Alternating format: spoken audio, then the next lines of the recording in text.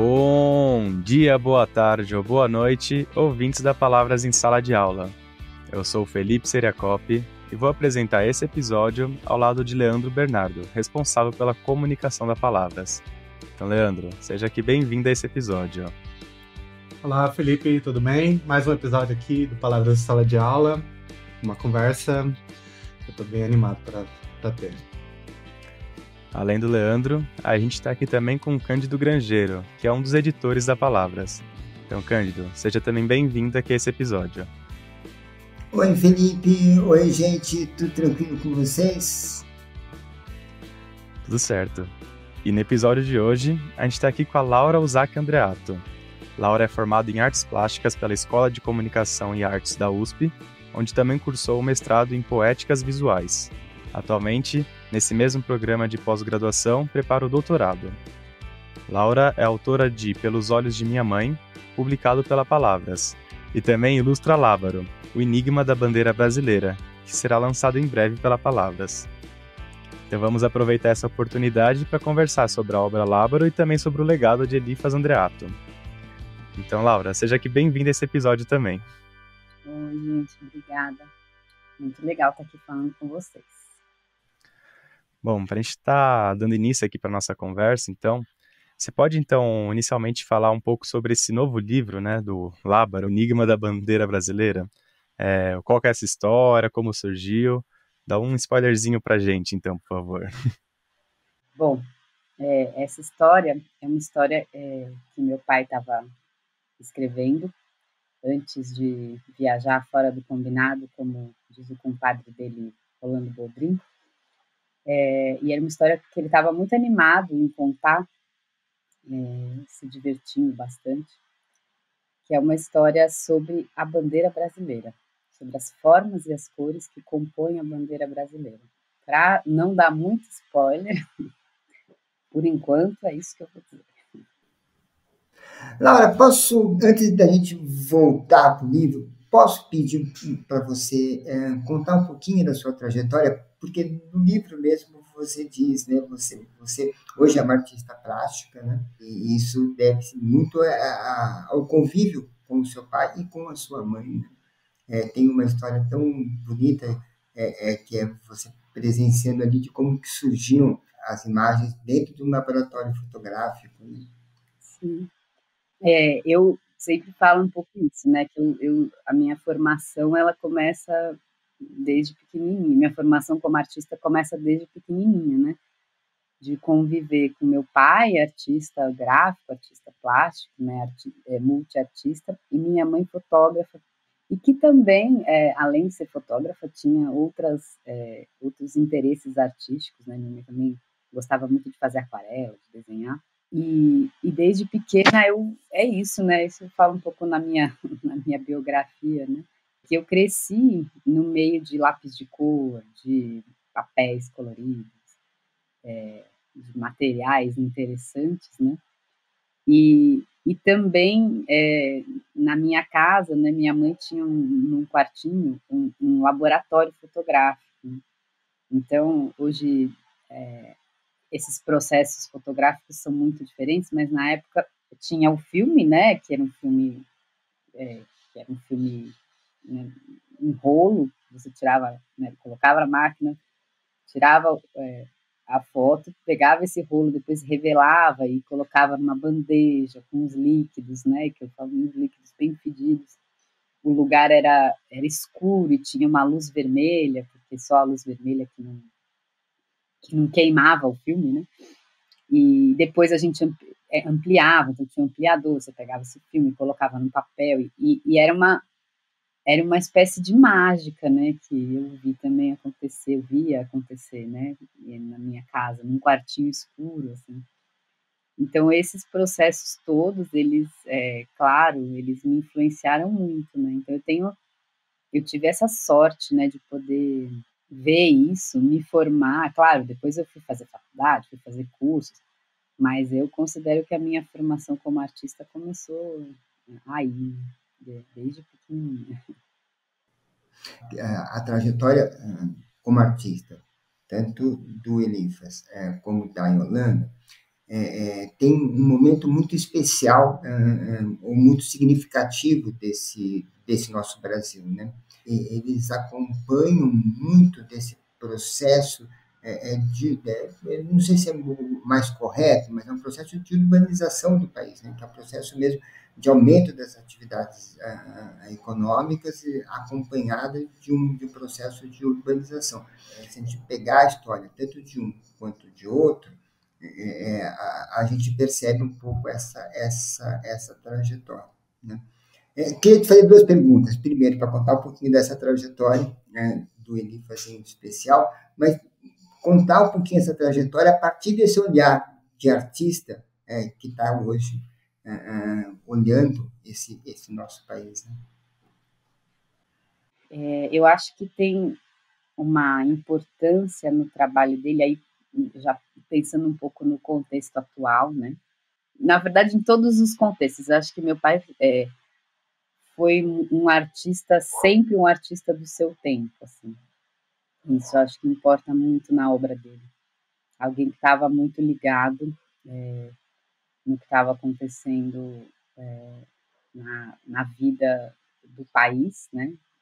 Ele sempre estava fazendo o seu trabalho em relação ao contexto histórico, político que estava vivendo. Então, isso é o que eu acho mais importante de se dizer sobre o trabalho do meu pai. Então, mesmo ele trabalhando, quando ele estava trabalhando com música, não necessariamente, né, com assuntos que tinham a ver com política, ou, né, assim, diretamente, né? Claro que música é política, e na época em que ele produziu, né, enfim, muitas das capas de disco, isso estava muito presente, mas mesmo quando ele não estava produzindo para, por exemplo, jornais alternativos que militavam contra, né, a ditadura militar, mesmo quando ele estava produzindo capas de disco, ele estava sempre muito atento à obra que ele estava ilustrando e ao tempo em que ele estava vivendo. Eu costumo dizer que ele tinha um radarzinho muito bom para entender, né, às vezes até o que estava por vir, sabe? Assim, uma intuição de que coisas que logo ali seriam pertinentes ou seriam assuntos, e ele estava com esse radarzinho sempre muito. Ele tem um radar, tinha um radar muito bom em relação a ler o contexto e responder a esse contexto. Sabe? E pensando nesse radarzinho que ele tinha em toda a produção dele, eu queria saber como foi, voltando também até um pouco pro Labro, como foi essa experiência de mergulhar nessa produção na prática? Você tá produzindo esse livro, tá fazendo basicamente quase uma parceria, vamos dizer assim, e tá completando essa obra que, enfim, era um tanto, como já foi falado aqui, um desejo dele, quanto, enfim, uma obra que é tão importante para os dias atuais.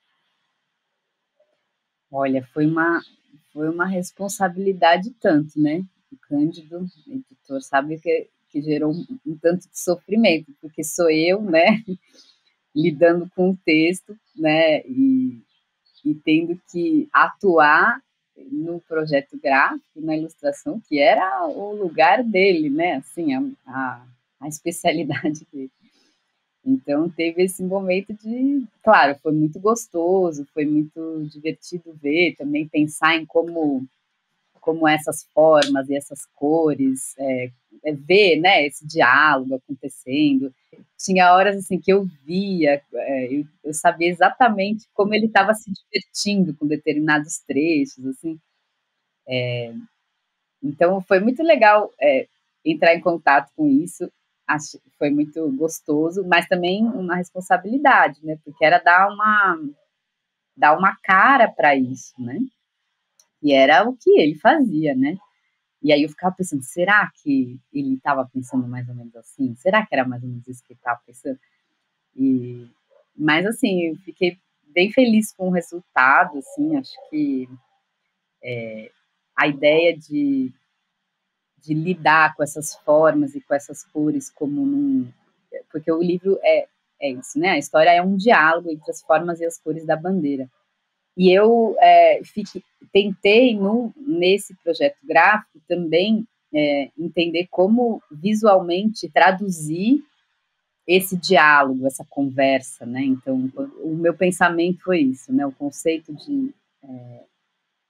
do projeto gráfico da ilustração foi isso, né? Tentar entender como seria essa conversa entre essas formas visualmente também. O Eliphas, ele tinha me dito várias vezes, não sei se a palavra correta é escolhido, né? Mas ele tinha, esse público infantil para ele tinha assumido uma importância muito grande, né? Dentro do pensamento dele como artista, né? Essa questão da criança, dos jovens, né? Etc., é uma coisa muito presente na obra dele, né? Não só tendo um público a que se destina, mas também, enfim, dos desenhos, etc., né? Conta um pouquinho para a gente essa história dele com as crianças, essa escolha.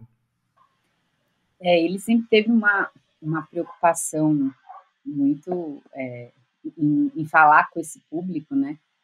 Eu acho que muito porque ele teve dificuldades na infância, né? Ele teve muito pouca oportunidade de ser criança e de exercer a sua infância da forma como ele entende, né? A gente entende que é uma infância saudável, né? Então, essa ideia dele entender que as crianças têm direitos, né? Isso acho que veio a partir dessa vivência dessa infância difícil, e ele se preocupou muito com esse público, né? Com as crianças, né? Não como público, como crianças, né? Mas veio nele essa vontade de fazer também trabalhos para esse público, né? E o principal que eu considero, né? Embora ele tenha feito histórias e peça de teatro, música, livros, né? Agora sabemos que não é todo mundo que sabe dessa faceta dele, mas o trabalho acho que mais importante nesse sentido foi a Canção dos Direitos da Criança. Ele fez em parceria com o Toquinho, que foi um disco e uma peça musical, em que ele, inclusive, também compôs as músicas junto com o Toquinho, mas era cada música composta para um direito da Declaração Universal dos Direitos da Criança. Então, eu acho que esse trabalho, no sentido assim, político, né, assim, embora todos os outros também sejam, inclusive de divulgar que as crianças têm direitos, de que existe uma Declaração Universal, de que crianças são pessoas, né, e não são, e já têm direitos constituídos, elas não são adendos e propriedade de adultos, que os adultos decidem o que querem fazer. Não, elas são seres civis e com direitos. Então, esse trabalho foi um dos mais importantes que ele fez, e é um trabalho que continua reverberando, então até hoje a gente vê, recebe, porque ele fez isso, ele fez o disco e também depois teve um manual, a peça, publicou um manual para ensinar, e até hoje isso reverbera, né?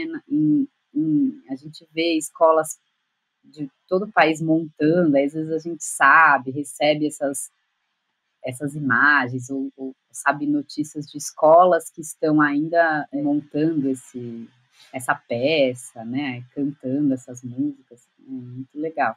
E eu acho que também, não só pela vontade de manifestar sua preocupação, também por diversão. Eu acho que meu pai era uma figura que as crianças adoravam, aquela figura que imediatamente as crianças, elas tinham essa sensibilidade, era isso. As crianças sempre gostaram muito do meu pai, e ele não era uma pessoa que necessariamente. Eu tenho uma amiga que, enfim, me falou outro dia que era a minha amiga quando pequena, nos anos 80, ele era uma pessoa ele era uma pessoa que nos anos 80, que isso era muito raro, tratava a criança como pessoas, não como crianças, de igual para igual, tinha conversas, e eu acho que isso era um jeito dele com criança, que as crianças reconheciam, as crianças adoravam ele, sem ele fazer muitas concessões, era só uma pessoa que as crianças, que acho que tinha um approach, assim, de conversar com as crianças, e também porque se divertia com coisas que as crianças também se divertiam, então acho que tem isso também, né, uma pessoa que dialogava num lugar que fazia sentido de verdade para ele e para as crianças, né, então acho que e aí essas obras que ele fazia, ele também se divertia muito, né, então ele tem obras que não estão publicadas, que ele tem personagens, né, então ele sempre tem o Dezinho, que é um personagem que ele criou há muito tempo atrás, que já tem desenhos, tem texto, que é um menino que tem um certo dilema entre ser jogador de futebol ou estudar. Tem, enfim, tem a maior palavra do mundo, que é uma parceria que ele fez quando eu e meu irmão, a gente era pequeno, ele fez esse musical, né? Era um musical e uma fábula com o Tom Zé, e depois, né, agora recentemente, a história foi publicada pela Palavras. Então tem uma série de obras que tem como, né, como foco esse público, mas é isso, acho que ele pensava nas crianças muito menos como um público, mas mais como alguém com quem ele tinha essa troca muito natural mesmo. O que eu acho interessante, um pouco de tudo isso que a gente está conversando aqui, tudo isso que você falou, do olhar da criança, do Lábaro também, da história, e automaticamente já me vem aquela imagem na cabeça de uma das obras dele, né, que é uma criança com a bandeira do Brasil, correndo, deixando as estrelas pelo caminho, e quando a gente teve a oportunidade de gravar com ele também um episódio, eu lembro que ele deu um destaque até para essa arte dele, né? E acho interessante, porque foi uma frase, uma fala vinda dele, e agora uma fala vinda de você, e que acho que consegue, de certa forma, unir essas duas coisas, né, que a gente falou, da questão da bandeira, da criança, e ver como que é algo realmente presente para ele, né, e como isso realmente foi algo determinante para a carreira dele, para a construção dele, e que reverbera em você, em suas obras, enfim. Então, achei interessante tudo isso que a gente conversou, porque a imagem veio muito forte na minha cabeça na hora, né? Então, acabei lembrando disso e achei muito legal ver tudo isso se unindo, nessa conversa agora, né? Eu acho que é legal você falar isso, porque acho que além desse lugar, né, dessa preocupação dele com a infância, quer dizer, eu acho que essa preocupação dele com a infância vem, né, dessa dificuldade e de saber que as crianças precisam ter uma infância, né, ele precisava fazer com que, a partir de uma visibilidade, de uma produção artística dele, com que os direitos da criança ou uma infância saudável e feliz fosse um tema, né? Mas também acho que para ele a infância é esse lugar da esperança, né? Então a gente precisa cuidar dessas pessoas que vão continuar a construir. Se a gente não cuida agora, esse futuro não se viabiliza. Então a ideia é como a gente faz esse futuro que a gente sonha se concretizar, cuidando das crianças para que elas consigam fazer isso continuar acontecendo, né? Então, acho que é isso, essa imagem do menino é um pouco isso, né? Quem vai continuar isso aqui, que eu tô sonhando, né? Acho que é um pouco, para ele é isso, né? Eu tô sonhando isso aqui, mas eu preciso entender que alguém, né? A gente precisa, quase como uma corrente, quem vai cuidar, né? Então, acho que é isso, né? A infância também representa a esperança, né? De continuidade, né? Ou de um futuro e de um país, né? Nesse caso dessa imagem é sobre o Brasil, né? Bom, chegamos então ao final desse nosso primeiro bloco. No próximo bloco vamos conversar sobre o legado de Elifas Andreato.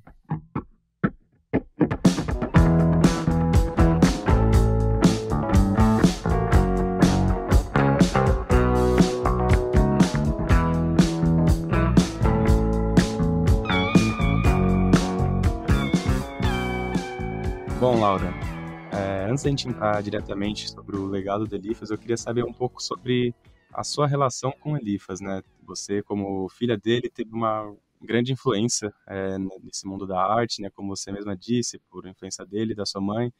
Então, como foi para você, né? Como criança, jovem, adulta, estar inserida nesse mundo e como foi que você conseguia interpretar a arte, né? Os trabalhos dele, enfim, todo esse impacto dele e da sua mãe em torno de você e com a sua visão, como foi mudando com o tempo. Então, se puder fazer um panorama geral assim da sua vivência, seria muito bom.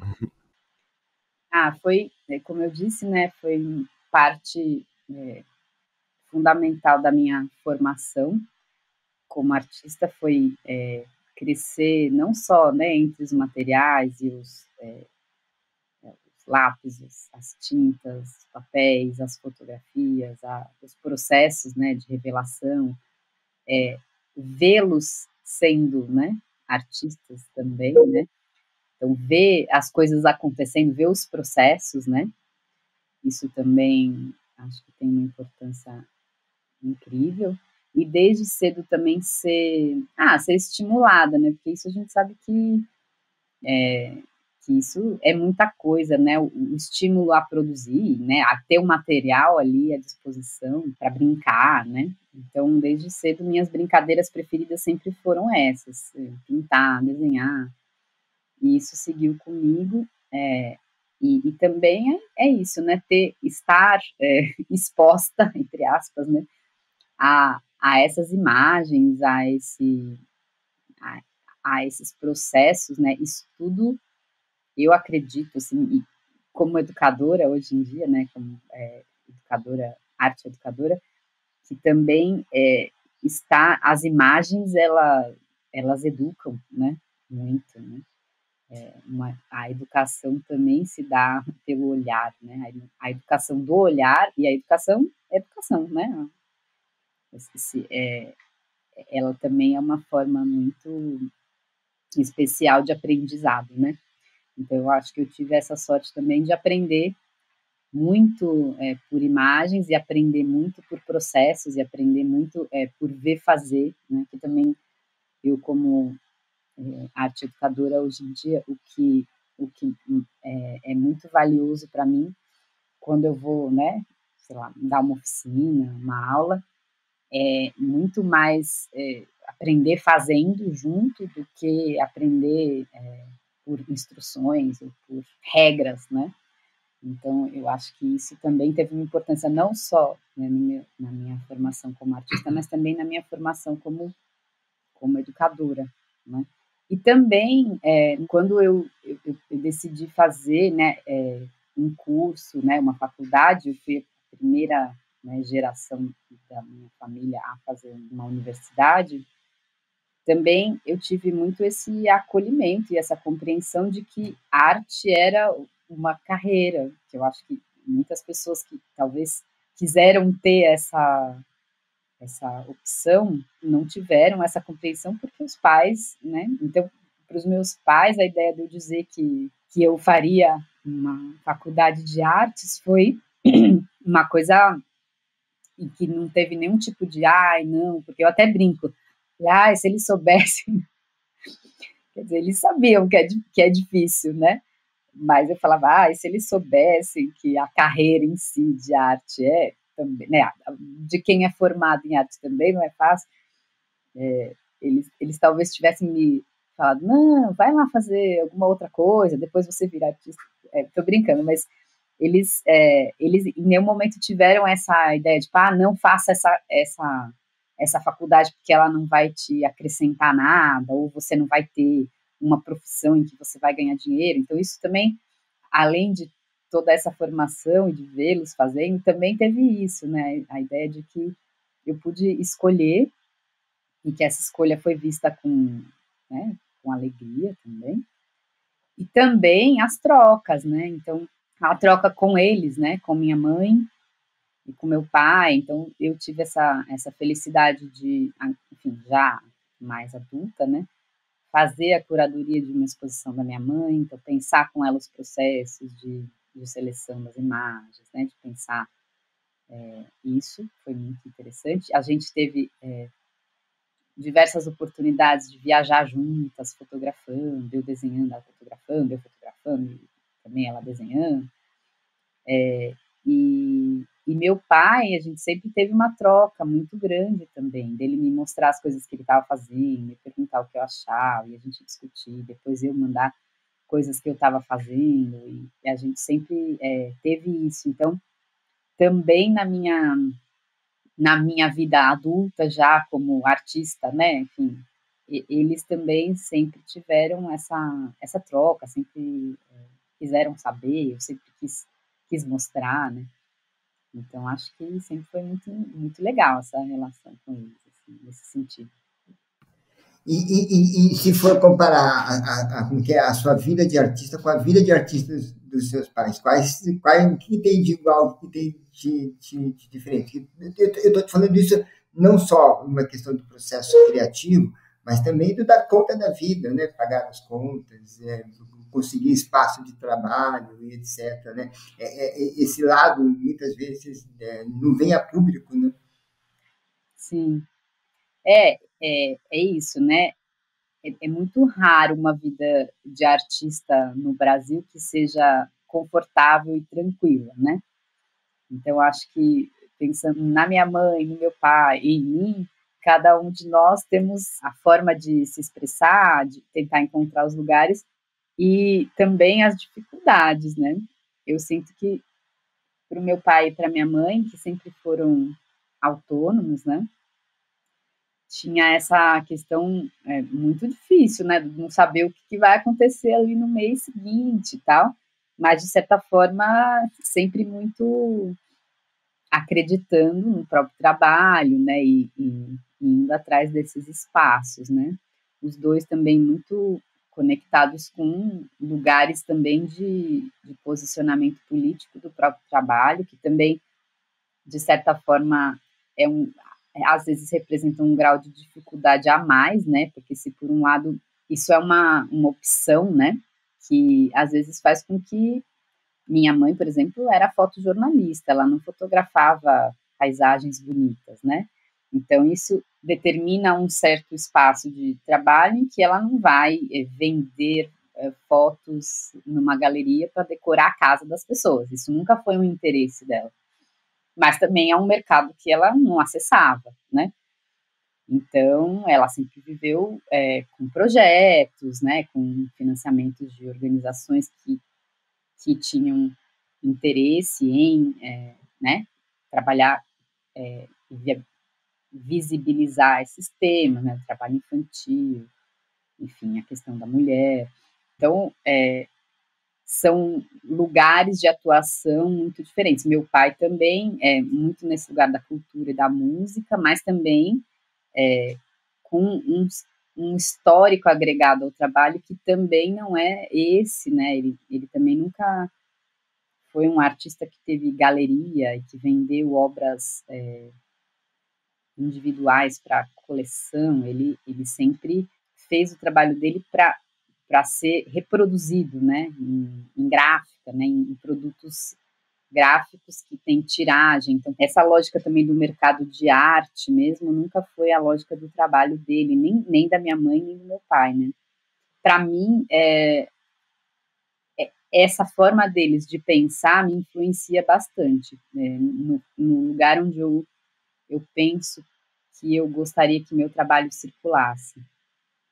Enfim, eu acho que o mercado de arte, né, de arte contemporânea, tem muitas questões com as quais eu tenho conflitos, no sentido de como um trabalho de arte é avaliado, que tipo de ordem de grandeza de dinheiro se põe, quem são as pessoas que compram esse trabalho, o que essas pessoas que compram fazem com esse trabalho.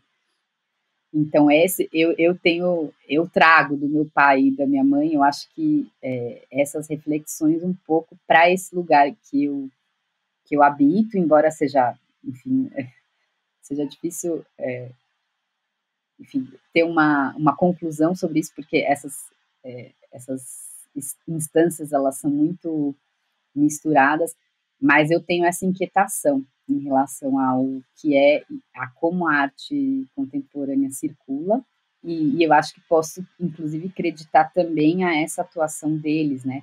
É sempre um pouco fora dessa lógica, né? No mercado de arte, assim, isso para mim também é uma questão. É interessante pensar o paralelo que tem a questão das artes plásticas, principalmente do Eliphas, com a questão da música, como você citou. Porque, querendo ou não, dá para se traçar quase um histórico da música popular, principalmente do samba brasileiro, a partir das capas produzidas pelo Eliphas, né? Eu queria saber em relação ao que você acha, e a gente também tem até um pouco isso explorado num livro da Palavras, o Vai DJ, que traça exatamente esse histórico, mas eu queria saber um pouco sobre como você vê essa relação, particularmente com a música brasileira, nesse histórico do Eliphas. Eu acho que o trabalho do meu pai ele está muito amalgamado, né, com a história da música brasileira.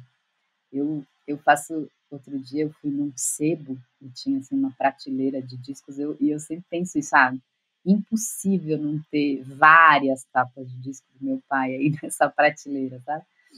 Eu acho que tem uma ideia de que ele deu imagens, né, para a música brasileira em um certo período, claro, mas acho que inclusive não só deu a cara, ou deu visualidade para a música, como mostrou que isso era possível, né? Acho que tem um pouco isso, assim. Até então as capas eram como rótulos, né? Assim, claro, tiveram outros artistas, não estou dizendo que, enfim, historicamente tiveram outros artistas, mas a ideia de algo que é como uma embalagem de um produto e não um suporte para produzir arte. Então, acho que ele tem uma ideia de que ele, de certa forma, diz isso, né? Que é possível que uma capa de disco ela não seja só algo que embala, que tem que ter o nome, que tem que.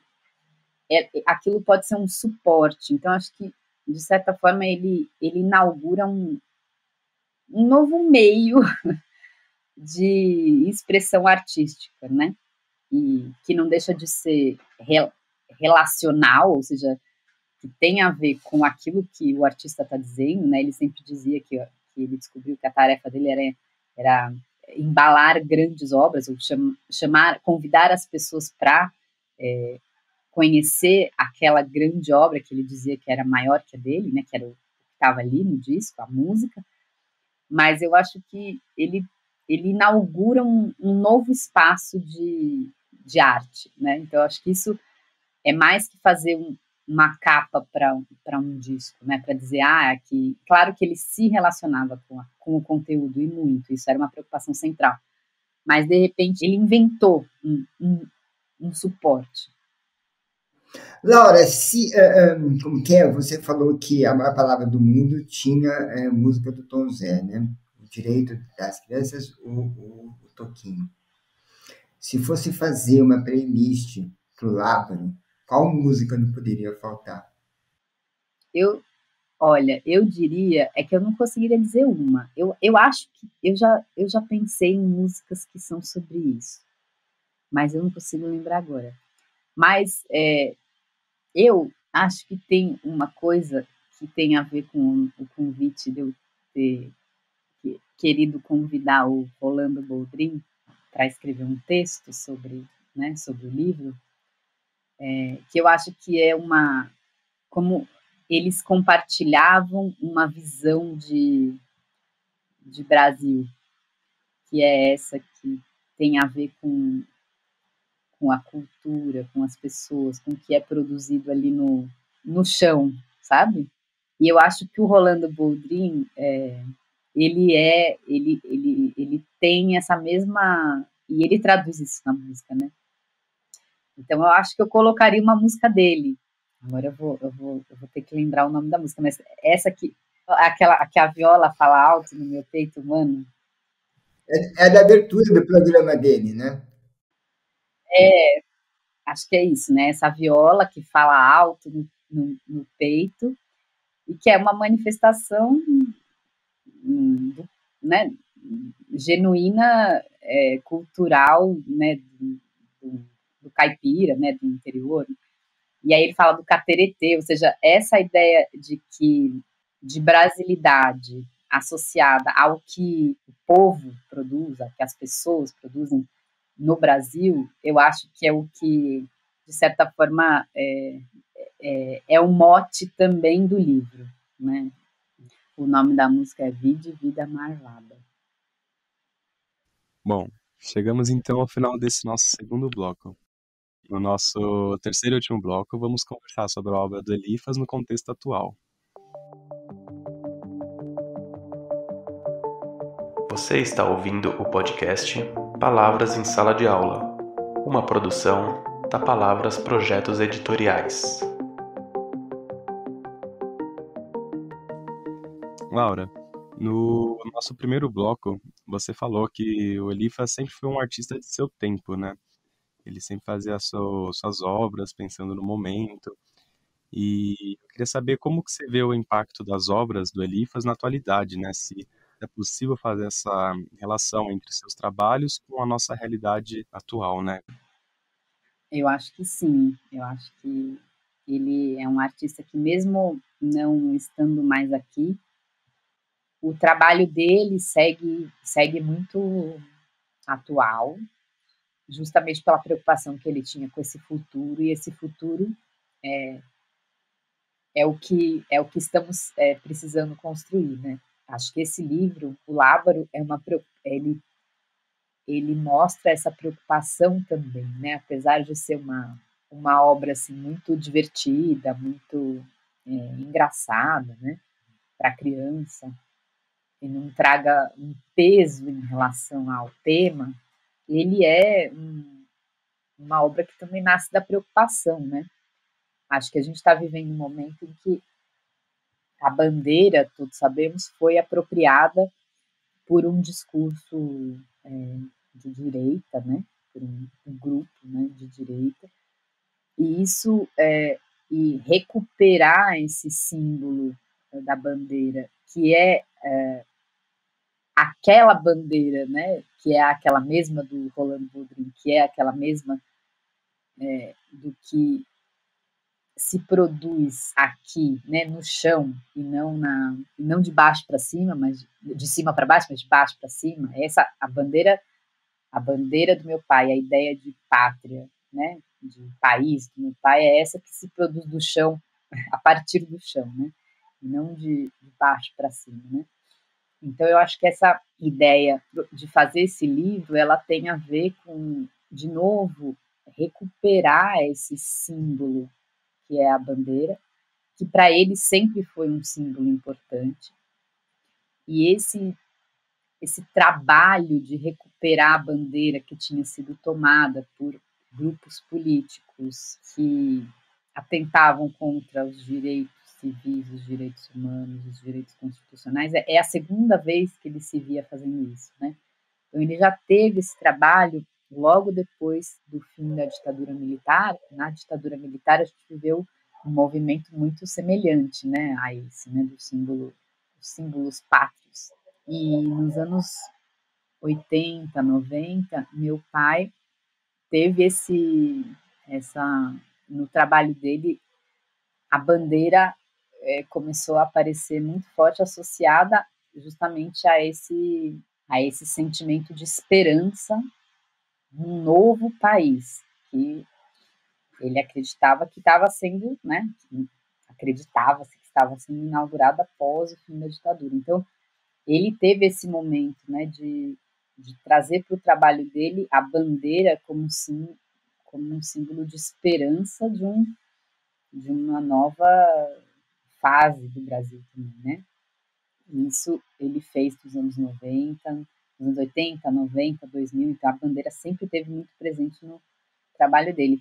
Depois ele viu de novo, né, a gente viu a bandeira sendo apropriada por esses grupos que, de novo, né, sequestraram a bandeira para falar e usar ela como um signo de autoritarismo, né, de perda de direitos. Então isso vira a bandeira fica colada nisso, a gente perde até a coragem de torcer para a seleção brasileira, a Copa está aí, e essa operação, esse sequestro, na visão dele, era uma coisa muito séria.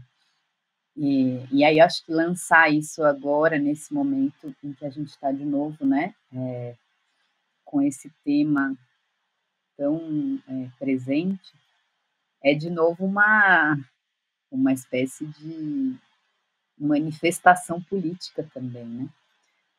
Manifestar a ideia de que essa bandeira não significa perda de direitos, autoritarismo, racismo, preconceito, machismo. Ela não significa isso. Ela pode significar o que a gente sonha para o nosso país, né?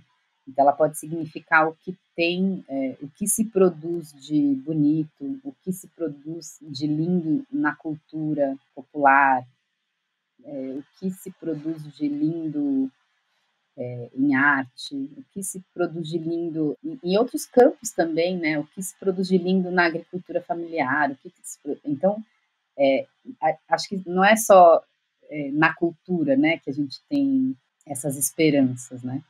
A gente pode ter esperanças em muitos campos, né? E aí eu acho que esse livro é uma manifestação política e uma preocupação, né? Uma manifestação de uma preocupação também, né? Mas, sobretudo, uma manifestação de uma esperança, de contar para as crianças que essa bandeira pode ser outra coisa e deve ser outra coisa, né? Você sabe que como historiador, a gente sempre, eu aprendi, né, na faculdade, etc., que a sociedade se faz pelo embate dos diferentes projetos, né? Nessa enormidade de gente que nos cerca, a diversidade faz parte, cada um com seus projetos, etc., e é do embate desses projetos que a gente se constrói, né? A forma do seu pai participar desses embates, desses projetos, eu acho, enfim, me toca muito. Mas, a partir disso tudo, Laura, como que você vê esse nosso lugar, né? Enfim, fazendo uma prospecção para o futuro, né? Jogando para o futuro, quer dizer, que Brasil é esse?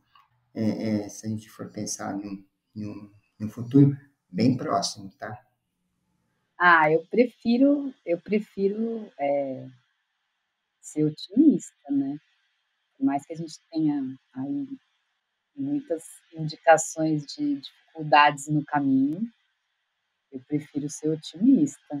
E eu acho que esse caminho, enfim, no que me diz respeito, e eu acho que é um jeito também que era a forma como meu pai pensava muito, minha mãe também,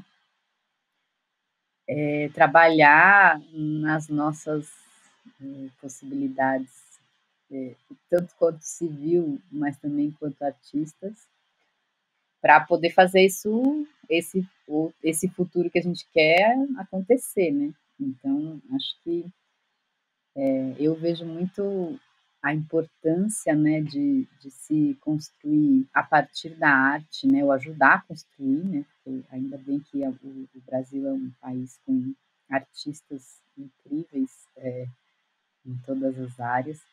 E eu acho que a gente como artista tem esse poder, e isso é importante também, né? E pensando agora também um pouco no contexto do ambiente da sala de aula, você que é uma arte educadora, né? Você já chegou a trabalhar também com projetos do seu pai? Você já soube de histórias de projetos do seu pai dentro do ambiente escolar? Você já teve alguma experiência assim? Se tiver para contar pra gente, acho que seria muito legal. Eu nunca trabalhei enquanto arte educadora, mas tá aí uma sugestão. Mas a gente tem bastante notícias, né? Principalmente aquele projeto que eu falei, né? Canção dos Direitos da Criança, que, que tem esse manual para encenar, então, que é direcionado a escolas. Então, a gente recebe, às vezes, é muito legal de ver. E ele também era convidado, às vezes, para ir ver as montagens, e sempre se emocionava muito com as crianças, enfim, encenando e cantando. Então, esse projeto é um projeto que tem muita presença nas escolas, né? Teve também a maior palavra do mundo, né? Que chega nas escolas e que também tem a ver com um momento muito especial, né? Do aprendizado, né? Assim, que eu acho que também dá conta. Ele fala sobre uma fábula em que as letras do alfabeto têm um problema, né? Que o A desaparece do alfabeto e aí eles têm que ir atrás de encontrar um enigma. Então tem essa ideia das letras, né? De falar sobre as letras. Então também é uma fábula que trata de um momento muito especial na educação, que é a alfabetização, né? O que dialoga com esse momento. E a gente tem a notícia de que está sendo encenada numa escola no interior da Bahia. Ah, é? Que eles estão utilizando a historinha para fazer uma encenação teatral. Também tem, né, ainda uma ideia de fazer isso virar também uma peça, né? E é muito legal saber que é como ela apesar de não ser um livro escrito em formato de peça, que em alguma escola alguém já teve essa ideia de encenar isso, é muito legal, né? Como a obra também vai sendo apropriada, né? Pelos professores, pelas crianças, né? No ambiente escolar. É muito mágico, é muito lindo isso. Bom, então antes da gente encerrar esse episódio, vamos agora para o nosso momento Palavras do Dia, em que a nossa convidada vai ler um texto que dialoga com um pouco do que foi conversado aqui hoje. Então, Laura, quais são suas palavras do dia? Bom, as minhas palavras do dia são minhas próprias palavras.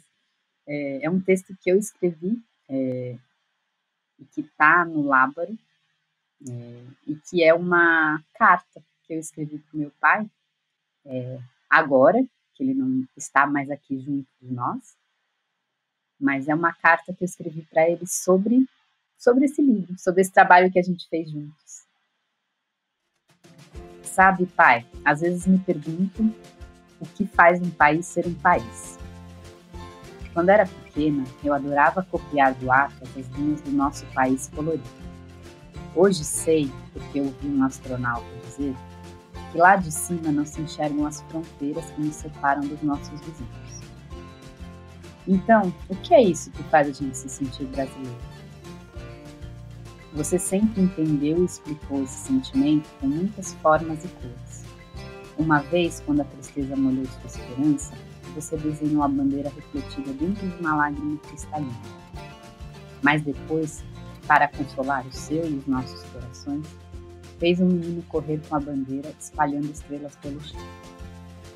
Esse retângulo, para você, nunca foi a bandeira oficial dos patriotas e dos nacionalistas. Foi sempre um campo verde, amarelo, azul e branco, em que você semeava suas esperanças com estrelas. Igualzinho àquele menino. Você sempre soube que o que faz um país ser um país é a imaginação viva de quem está com os pés no chão. Hoje, olhando de novo para os seus desenhos, pensei: era você que desenhava a bandeira ou foi ela que te desenhou? Muito bonito. Fiquei aqui um pouco emocionado também. E, Laura, queria agradecer muito aqui a sua presença, de estar aqui com a gente hoje, né, contando um pouco sobre a sua história, também a história do seu pai, enfim. Muito obrigado, acho que todo mundo aqui ficou um pouco emocionado com todo esse nosso papo. E foi um grande prazer aqui estar conhecendo você também e ouvindo um pouco o que você tem a nos dizer, né? Então, muito obrigado. E fica aqui o momento aqui também de você deixar suas considerações finais, se quiser deixar sua rede social, algum trabalho para as pessoas conhecerem. Fica à vontade que o momento é seu, tá? Então, muito obrigado mesmo. Eu queria agradecer demais esse convite e essa oportunidade de conversar sobre esse projeto tão querido, né? tão bonito, tão importante. Para mim, acho, né, claro, mas também para essa construção de Brasil que meu pai acredita e que nós seguimos acreditando. Bom, queria agradecer também aqui a presença do Cândido e do Leandro, que estiveram aqui com a gente e conduziram toda essa nossa conversa aqui em conjunto. Então, Cândido e Leandro, muito obrigado aos dois também pela presença. Deixa eu só falar rapidinho uma coisinha só assim. Admiro muito o trabalho do Livas, que conheci pequenininho. Admiro muito você, Laura, né? Tenho muito carinho por você e pelo seu trabalho, né? E como editor, é um enorme privilégio poder cruzar teu pai, cruzar com você. Eu acho, enfim, um privilégio enorme. É muito bom ter essa acolhida e essa escuta tão sensível sua também, carinho e admiração recíproca. Eu só tenho também a agradecer, não só pela conversa, mas também por toda a experiência que eu pude absorver, tanto do trabalho do Elifas quanto do seu, Laura. Também tenho muito a agradecer. E, enfim, foi uma conversa muito emocionante, acho que tem muitas emoções somadas, tanto da produção do livro quanto dessa conversa em si. Eu fico muito feliz de estar compartilhando esse momento com todos vocês. Bom, estamos encerrando mais um episódio do Palavras em Sala de Aula. Confira todos os episódios no nosso site, palavrasEducacau.com.br, no Spotify, Apple Podcasts, YouTube e em seu agregador de podcast favorito. Comente em nossas redes sociais o que você achou desse episódio ou mande um e-mail para o faleconosco@palavraseducacau.com.br. Eu sou o Felipe Seriacopi e nos encontramos no próximo episódio. Até mais!